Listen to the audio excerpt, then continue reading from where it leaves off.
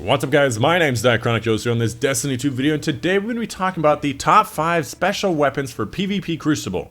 Now again, these videos are very difficult to make because of the fact there are random rolls in Forsaken. So many weapons are exact copies of other weapons but in different slots. This one is a very difficult video to make. So in general, this is not the end all be all best weapons in Crucible. You could probably find yourself some other weapons that work pretty well. But this is just going to be one of my top 5 lists of the ones that I like to use based on my criteria. And those criteria are as follows. First off is going to be kill potential. How many kills can you get with the starting ammo? How many kills can you get with new ammo on the field? And how easy is it to get those kills? You know, you have to be right next to the target, you have to be really far from the target. And the second one's going to be about ease of access. How easy is it to drop? How often does it drop? Where does it drop? And how easy is it for somebody who's just new to Crucible to get one, as well as how often it can drop so you can keep getting random rolls to get the god roll you're looking for. Now this is very important for videos like this because I expect that people that come to watch these top 5s are not going to be people who already know what the top 5 weapons are. And they're not going to be people that just come to these videos and just complain and write angry comments in the comment sections.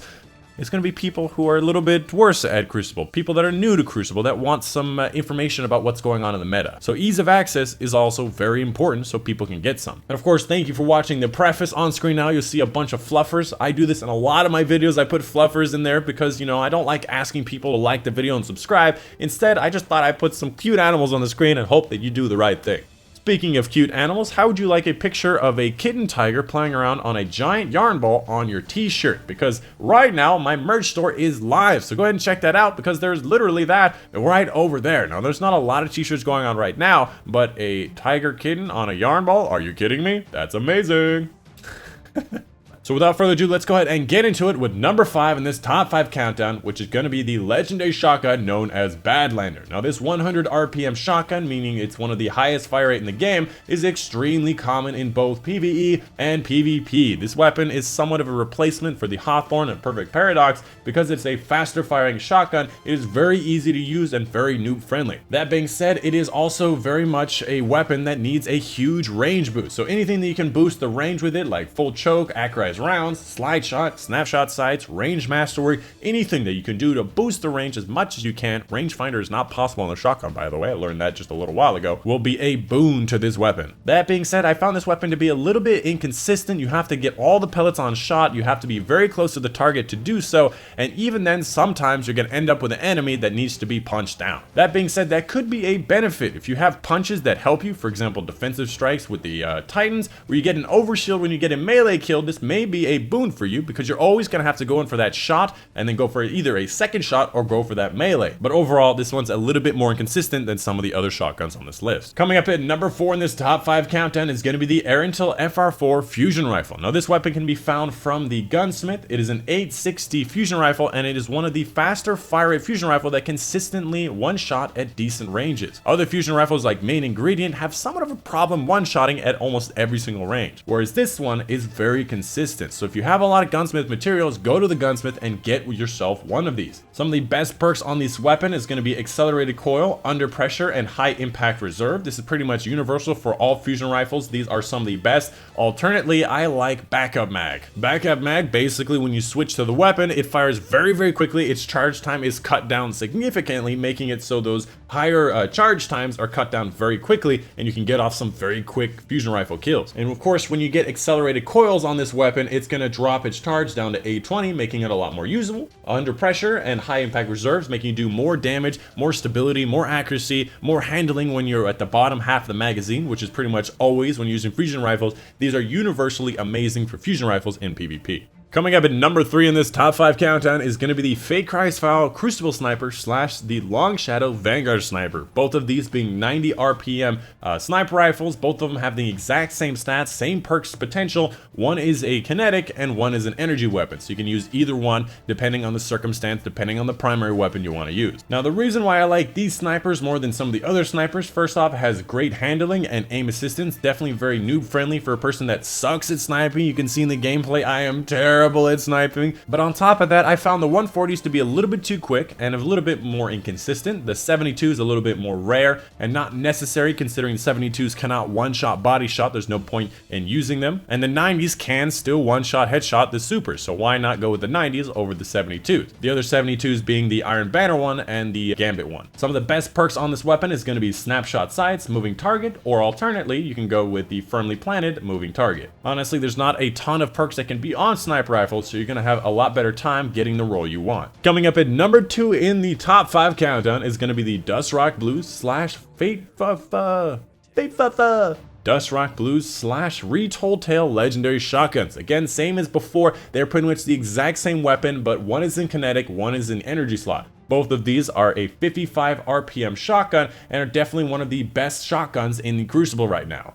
Now, what makes these shotguns better than, for example, the Badlander? First off, it's going to be a lower RPM, making it a little bit easier to control because of the fact you're not just shooting shots by accident. They're not full auto clips just going like nuts. And secondly, the biggest part is going to be they have ridiculous range and great pellet consistency. I cannot tell you how many times I've tried to get kills with the Badlander and have been inconsistent and incapable of getting one shots, and then I switch over to the Dychronic and then all of a sudden they're just dropping like flies. So as far as the drop locations go, Dychronic Blue, pretty much any world engram drops pretty much everywhere. Tangled Shore, Dreaming City, Random Engram, Gunsmith, pretty much everywhere. Whereas the Retold Tale is a Dreaming City weapon, so you can only find it in the Dreaming City, but that's not terrible considering you can do bounties from Petra and weeklies and dailies and get so many possible drops on all the eggs and all the send-in chests and all of the different cats in the area. You have so many opportunities to get Dreaming City weapons. It is ridiculous. The best perks on this weapon, pretty much the same as every shotgun. Boost the range as much as you can. That's going to be full choke, accurized rounds, slide shot, and snapshot sights with a range mastery. You can potentially max out the range on these shotguns with all of these perks at the same time. And finally, coming up at number 1, the best weapon for special weapons in the Crucible. I was a bit surprised by this, by the way, because I hadn't seen it a lot in quick play in Iron Banner, but I see it rampant in the competitive playlist.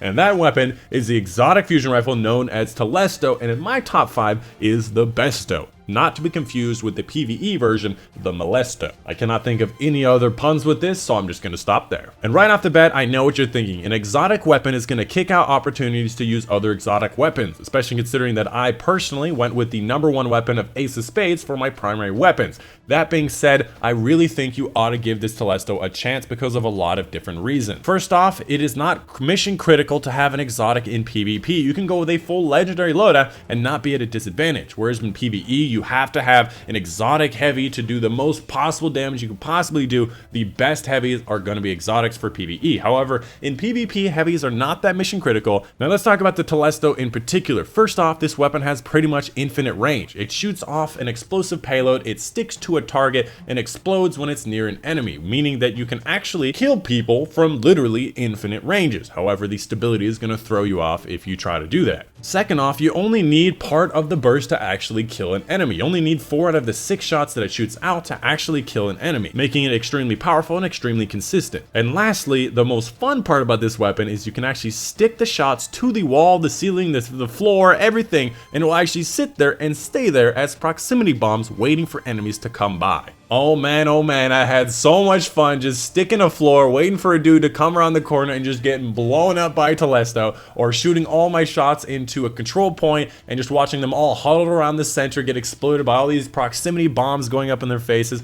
getting all the orbs, money, baby, getting all the orbs for that Iron Banner quest with my Telesto that has, in fact, been masterwork. But to be completely honest, you do not need a masterwork. All it does is increase the capacity for its magazine, which is honestly worthless when, you start with 2 shots. And that's pretty much it. There's really not much more to say about the Telesto. It's incredibly useful over long ranges and whatnot. You should definitely give it a try. It is really fun to just lay on the ground, watch as people follow you around corners, as well as just hold off choke points and control points. It is extremely useful. And on top of that, I have stuck the heavy many times and then run away and the enemies just blown themselves up. Anyways, that is the end of the video. On to the honorable mentions. There's a ton of honorable mentions that I could be mentioning, by the way. There's so many many things, because of so many past weapons. One past weapon in general is going to be the high impact backup plan fusion rifles, like the Wiz and Rebuke, one of the old Iron Banner fusion rifles. It has high impact frame and has backup plan, meaning that it can fire extremely quickly after being switched to, and it is extremely powerful, and you can surprise people who have shotguns because of how powerful and how quickly you can fire. Next up, the Chaperone, the exotic slug shotgun, can reach out to some impressive ranges. However, you do have to headshot to be able to kill somebody, or you have to get 2 body shots, making it a very difficult weapon to use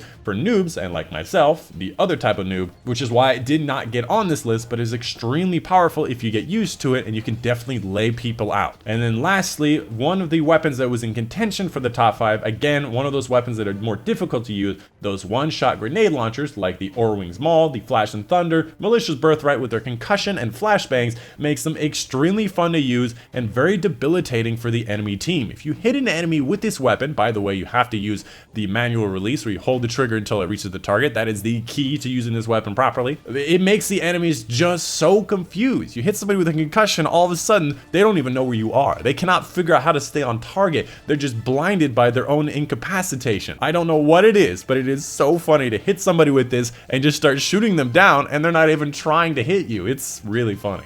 And that's it. That's the video. Hope you guys did enjoy it. Let me know in the comments down below if there's something I missed. I most definitely missed something, because I always seem to miss something. But yeah, let me know. I'd love to find some weapons that I haven't used before, because again, I'm a Destiny nerd like all of you guys, and I want to go out there and get those weapons and play with them. That's it. That's the video. Hope you guys did enjoy. My name is Dychronic, and I'll see you guys on the next one.